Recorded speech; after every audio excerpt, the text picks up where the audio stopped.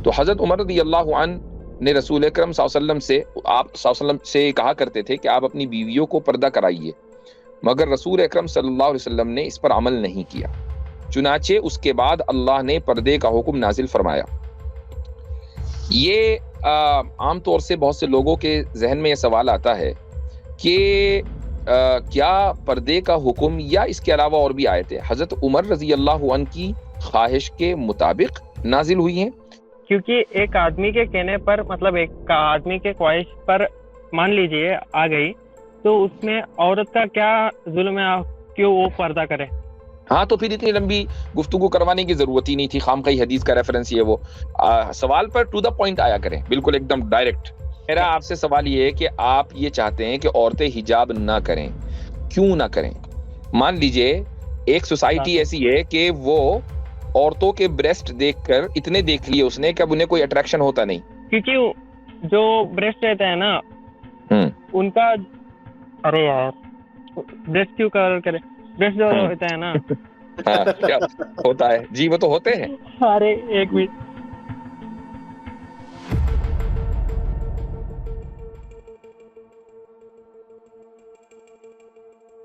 जी neutral साहब आप stage पर हैं।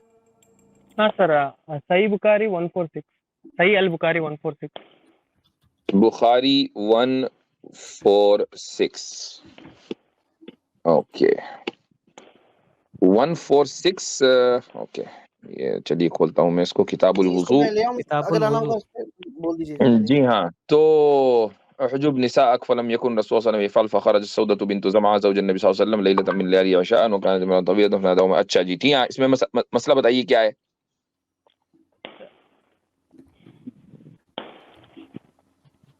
सर उसमें आप देख रहे हैं कि जो कौन है जी, जो मोहम्मद की वाइफ जी थी, वो मतलब नेचर कॉल के लिए बाहर जा रही थी। तब जाके उमर ने उनको देखा और अल्लाह साहब, मतलब प्रॉफिट साहब से कहा कि उनको मतलब पर्दा करवा दो ऐसा। उसके बाद प्रॉफिट मोहम्मद जी ने वर्दस निकाली। मतलब एक क्या मतलब उमर जी के कहने के बाद उनको हिजाब पहनने के लिए लड़कियों को उन्होंने कहा। ये मेरा सवाल है। ठीक है, अच्छा सवाल है। मैं जो हदीस इन साहब ने जिक्र की है उसके बारे में मैं बता दूं कि हदीस ये है कि रसूल अकरम सल्लल्लाहु अलैहि वसल्लम की अज़वाज रात में क़ज़ाए हाजत के लिए, यानी अपनी ज़रूरत पूरी करने के लिए एक जगह जाती थी। चूँकि उस ज़माने में घरों में जो बाथरूम्स, टॉयलेट्स वगैरह उनका रिवाज नहीं हुआ था। आज भी दुनिया में बहुत से इलाकों के अंदर, गाँव-गराँव में यही माहौल है। तो हज़रत उमर रज़ियल्लाहु अन्हु ने रसूल अकरम सल्लल्लाहु अलैहि वसल्लम से कहा करते थे कि आप अपनी बीवियों को पर्दा कराइए, मगर रसूल अकरम सल्लल्लाहु अलैहि वसल्लम ने इस पर अमल नहीं किया। एक रोज रात को इशा के वक्त हजरत सौदा बिन्त ज़मआ रज़ियल्लाहु अन्हा रसूलुल्लाह सल्लल्लाहु अलैहि वसल्लम की अहलिया, जो कि दराज कद थी, यानी जिनका कद लंबा था, वो बाहर गईं। हजरत उमर रज़ियल्लाहु अन्हु ने उन्हें आवाज दी और कहा, हमने तुम्हें पहचान लिया। और उनकी ख्वाहिश ये थी कि पर्दे का हुक्म नाजिल हो जाए। चुनाचे उसके बाद अल्लाह ने पर्दे का हुक्म नाजिल फरमाया। ये आम तौर से बहुत से लोगों के जहन में ये सवाल आता है कि क्या पर्दे का हुक्म या इसके अलावा और भी आयतें हजरत उमर रज़ियल्लाहु अन्हु की ख्वाहिश के मुताबिक नाजिल हुई हैं?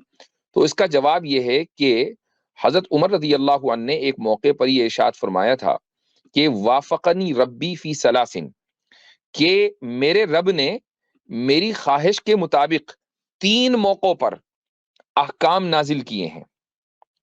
उनमें एक मौका तो यह है हिजाब वाला, और एक ओकेजन है जब फतेह मक्का हुई और मकाम इब्राहिम पर एक खास जगह है मस्जिद काबे के बराबर में। तो हजरत उमर ने मशवरा दिया था कि या रसूल अल्लाह, इस जगह को नमाज पर आप नमाज के लिए खास कर लें, यानी यहाँ पर भी नमाज पढ़ें। तो कुरान करीम में आयत नाजिल हो गई कि मकाम इब्राहिम को मुसल्ला बनाया जाए, यानी वहां पर नमाज पढ़ी जाए। तो इस तरीके से 3 के करीब ओकेजन्स हैं।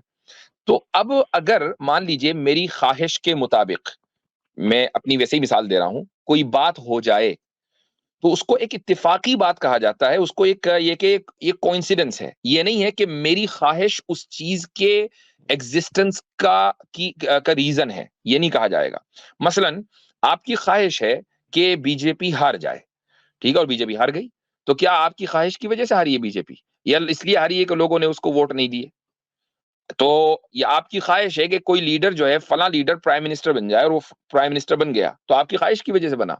ये इसलिए बना कि लोगों ने उसको वोट दिए, उसने इलेक्शन लड़ा, उसकी पॉलिसीज बड़ी जबरदस्त थी, यहां तक कि वो प्राइम मिनिस्टर की पोजीशन पर पहुंच गया। तो ख्वाहिश तो आपकी है छोटी। सब आप ये कह लें कि देखो मोदी जो प्राइम मिनिस्टर बने हैं ना, वो असल में मेरी ख्वाहिश की वजह से थे, मैंने ख्वाहिश की थी तो इसलिए प्राइम मिनिस्टर बने, और आप अपनी ख्वाहिश को उनके प्राइम मिनिस्टर बनने की वजह बयान करने लगे, तो ये गलत होगा।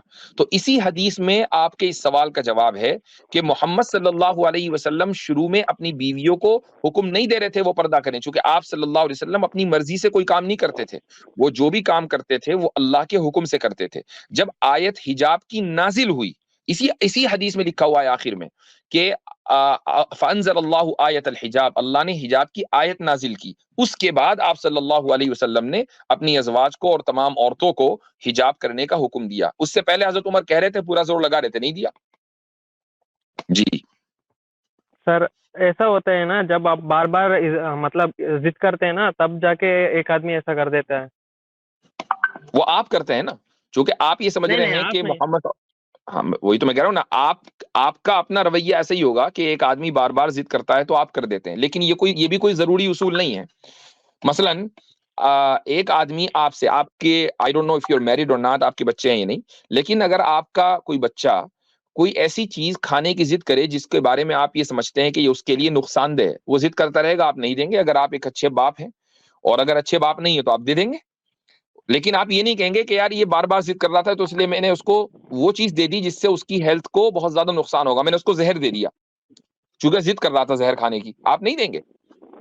तो आम इंसान भी जरूरी नहीं है कि हर जिद को पूरा करे, समझे? जी सर इधर कुछ उसकी मतलब उससे कुछ हानि नहीं हो रही है और उससे कुछ फायदा नहीं हो रहा, सिर्फ उमर साहब के बोलने पे ये आयत नाजिल हुई, मतलब मैं ऐसा मानता हूँ। और वो आपके मानने से नाजिल मेरे भाई क्यों? कुछ कोई हरज इसलिए नहीं है, आपके मानने से कोई फर्क इसलिए नहीं पड़ता कि हजरत उमर रजी अल्लाह अन्हु के कहने से आयत नाजिल नहीं हुई। मैंने पहले कहा हजरत उमर की ये ख्वाहिश थी, उस ख्वाहिश के बाद आयत को तो नाजिल होना था अपने मौके पर, आयत नाजिल हुई, ख्वाहिश हजरत उमर की पहले थी, लेकिन ये नहीं कि ख्वाहिश हजरत उमर की उस आयत के नाजिल होने का सबब बनी। जैसे कि आपकी ख्वाहिश है कि प्राइम मिनिस्टर मोदी दोबारा आए, अगर वो आ भी गया तो आपकी ख्वाहिश की वजह से नहीं आएगा।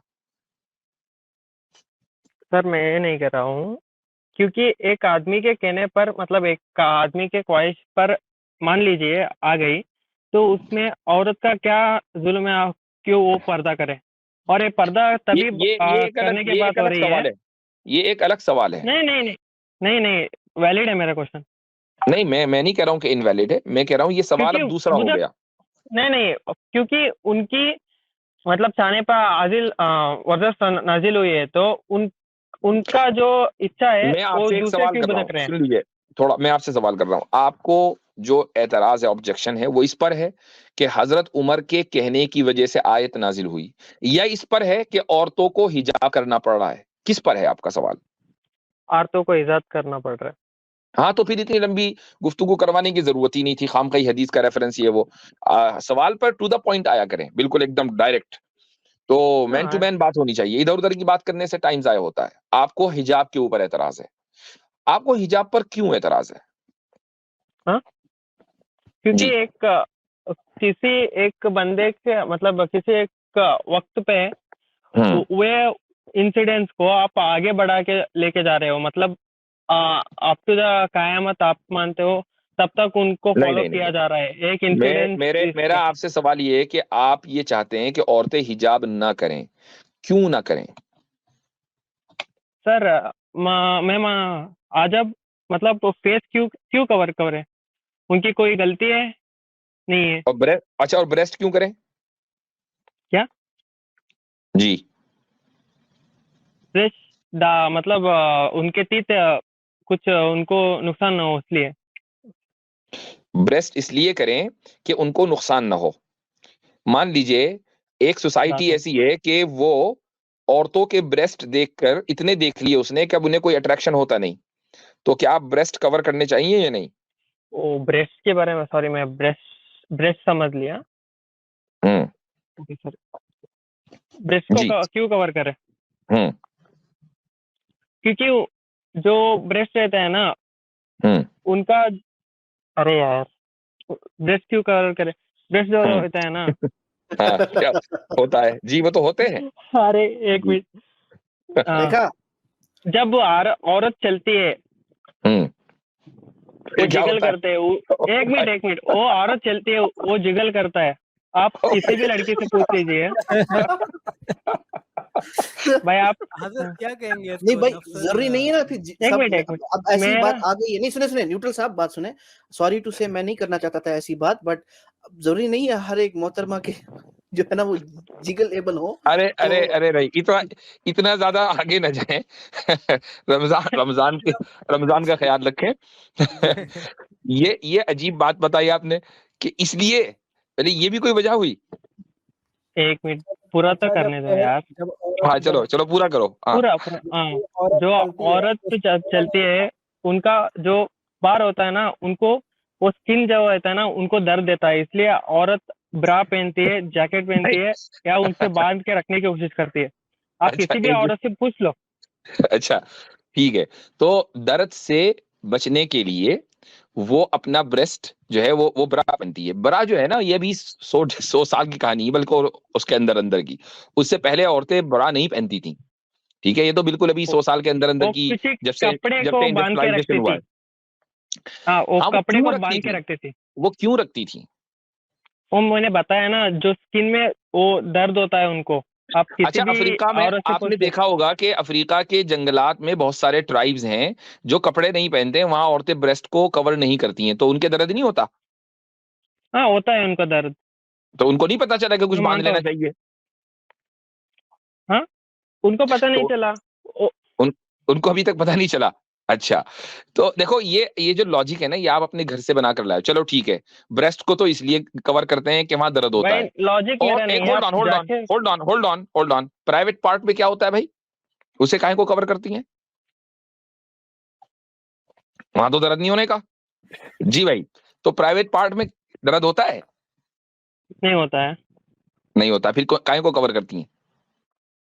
इज्जत बचाने के लिए। इज्जत बचाने के लिए, हाँ। तो यही बात अगर आप पहले कहते ना।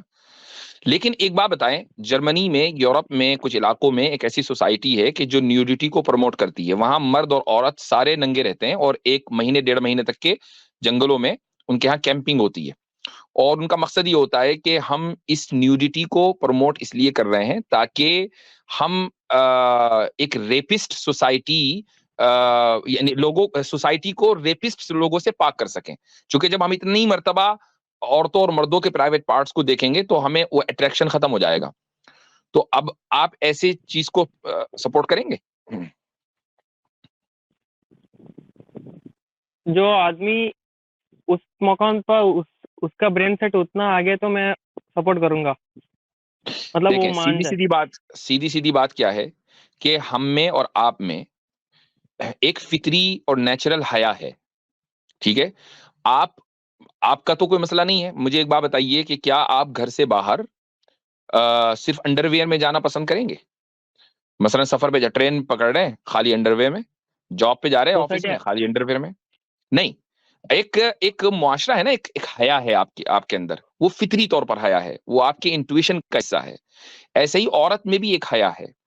आमतौर से वो हया, आमतौर से, इल्ला ये कि वो औरत ट्राइबल एरिया में रहती हो, पूरी दुनिया के अंदर पाई जाती है। यहां तक कि वो औरतें जो बीच पर नंगी रहना चाहेंगी, लेकिन जब वो बीच से बाहर निकलती हैं, चाहे वो मियामी की बीच हो के वो फ्रांस की बीचेस हो, वहां से जब वो बाहर निकलती हैं बिकिनी में होंगी, लेकिन अपनी वो ब्रेस्ट को कवर कर लेंगी। क्यों? चूंकि फितरी तौर पर उनमें हया पाई जाती है।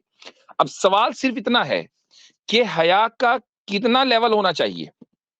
सिर्फ इतना होना चाहिए कि ब्रेस्ट और प्राइवेट पार्ट छुपा रहे, या इससे आगे बढ़कर पूरा जिस्म छुपा रहे, या उससे आगे बढ़कर सर भी छुपा रहे, या उससे आगे बढ़कर चेहरा भी छुपा रहे? ये डिसाइड कौन करेगा? ये डिसाइड क्रिएटर करेगा। ये मैं और आप नहीं करेंगे, क्योंकि मैं और आप जैसे ही डिसाइड करने बैठेंगे तो इख्तिलाफ हो जाएगा। फ्रांस की और औरत ये कहेगी हया सिर्फ इतनी होनी चाहिए कि ब्रेस्ट और प्राइवेट पार्ट छुपा रहे। इंडिया की औरत ये कहेगी कि हया सिर्फ इतनी होनी चाहिए कि पूरा जिस्म छुपा रहे सिवाय पेट के और पीठ के।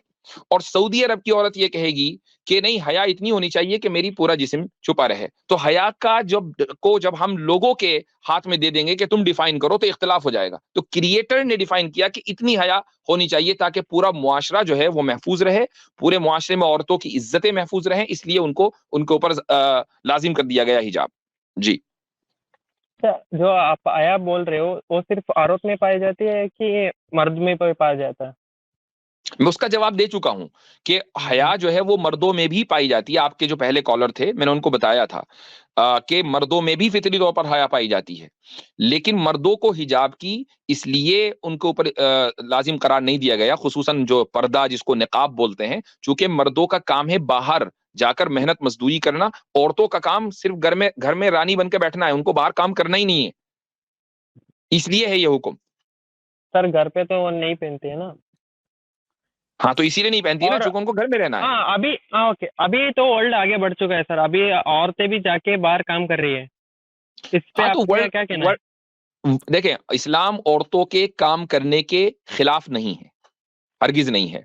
इस्लाम ये कहता है कि औरत जहां भी जाए वो सेफ इन्वायरमेंट में हो। अब आप देखें कि इंडिया में अभी कल परसों ही मैं किसी वजह से रिपोर्ट देख रहा था, 70% जो है वो रेप के जो केसेस हैं वो रिपोर्ट किए जाते हैं, उनमें से बहुत बड़ी तादाद 70% के करीब जो है वो फॉल्स निकलती है, यानी औरतों की तरफ से ये इल्जाम लगाया जाता है कि मर्दों ने हमें छेड़ा है, लेकिन वो इल्जाम बढ़ाकर लगाती है कि जी रेप कर दिया। तो लेकिन छेड़छाड़ के वाकयात आप खुद अपने घर में अपने इर्द गिर्द की औरतों से, आपकी बहन, आपकी जो भी आपके घर में आपकी कजिन्स होंगी, उनसे पूछिएगा कि क्या तुम्हें कभी कोई ऐसा एक्सपीरियंस हुआ कि किसी मर्द ने तुम्हें हरास किया हो। ऐसा यकीनन हर दूसरी तीसरी औरत को एक्सपीरियंस होता है, इंडिया या इसके अलावा जो यूरोप वगैरह के मुआशरे हैं वहां पर। क्यों? उसकी वजह यह है कि जो बाहर हमने औरतों को बाहर तो निकाल दिया, वर्क स्पेस में ले आए, लेकिन वर्क स्पेस को हमने सेफ नहीं बनाया। इस्लाम ये कहता है कि अगर एक औरत को किसी मजबूरी में काम करना है तो पहले वर्क स्पेस को सेफ बनाओ। अगर वर्क स्पेस सेफ नहीं है तो फिर औरत को वहां काम नहीं करना चाहिए, क्योंकि ये औरत की सेफ्टी और उसकी सिक्योरिटी के लिए खतरा है। ठीक है जी न्यूट्रल भाई, उम्मीद है आपका जवाब आ गया। जज़ाकल्लाह, आपसे इजाजत लेंगे, बहुत बहुत शुक्रिया। अच्छा जी, Cause your soul is worth more than the dollars and cents. All the money in the world couldn't buy you happiness. Cause verily it is in the remembrance of Allah that hearts do find rest.